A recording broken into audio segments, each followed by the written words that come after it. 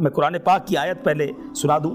اللہ تبارک و تعالیٰ قرآن میں ارشاد فرماتا ہے وَالصُّلْحُ خَيْرٌ، اور صلح خوب ہے، وَأُحْضِرَتِ الْأَنفُسُ الشُّحَّ، اور دل لالچ کے پھندے میں ہے. سلو میں ہی خیر ہے، سلو ہی میں بہتری ہے.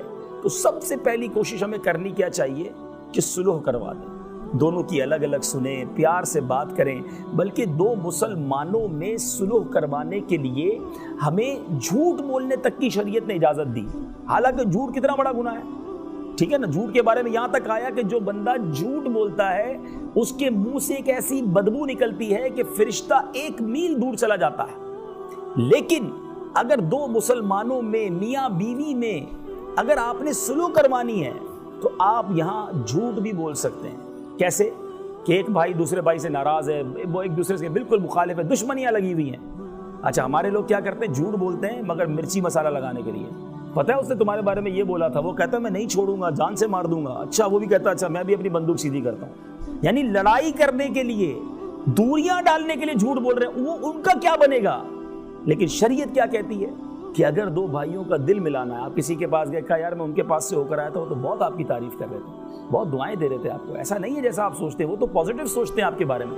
دوسرے کے پاس گئے، اس کو کہا وہ بھائی تمہارے بارے میں بڑا پیار سے بات کر رہا تھا، کہہ رہا تھا یار میرا بھائی ہے. یعنی ایسی باتیں کرنا جس سے دل مل جائے، جس سے سلوح ہو جائے، جس سے دوستی ہو جائے.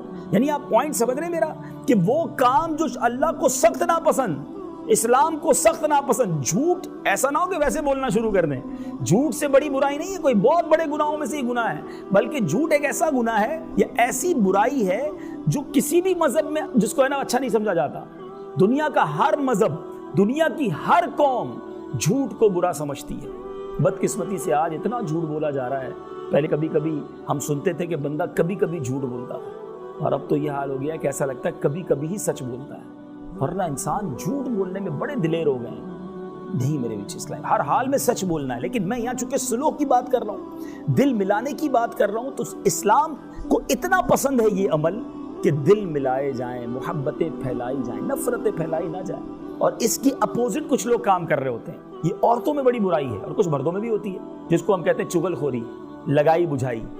فلاں یہ کہہ رہا تھا، اس کی دکان سے اٹھے تو اگلی دکان پر گئے، یار وہ تو تمہارے بارے میں یہ کہتا تھا. اس کی مل سے نکلے دوسرے کی مل میں گئے، وہ تو تمہارے بارے میں یہ کہہ. معاذ اللہ، اگر کہہ بھی رہا تھا تو آپ پر فرض ہے اس تک پہنچانا تاکہ اور دوری ہو جائے اور دشمنی ہو جائے. آپ کوئی خبر پہنچانے والے افراد ہیں کہ ایک خبر دوسری خبر تک پہنچانا ضروری ہے.